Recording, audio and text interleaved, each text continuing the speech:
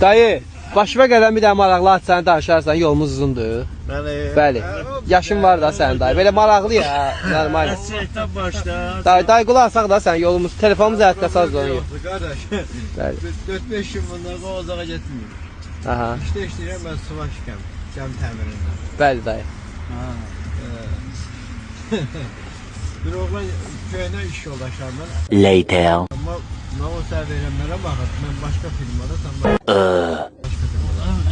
Bağışda söz edəcəksin. Orada mandalini əldə edib gəlir. Nə versin? Mandalin istəyirsən, hə? Qaqa, ona bir dənə ver, daha bir dənə. Sağ ol. Sağ ol qardaşım. Yol üstü mandalin də apardım. Hə dayı dinə. Dedim qonağımın mən səhv verənlərə baxıb. Many months later. Qardaşım ver də mandalindən biraz. Gözüdən verəcəm. Sağ ol qardaşım. Qayıt da adamı bilmir. Sağ ol gəl. Sağ ol. İyi dayı bir dənə. Bir dayı.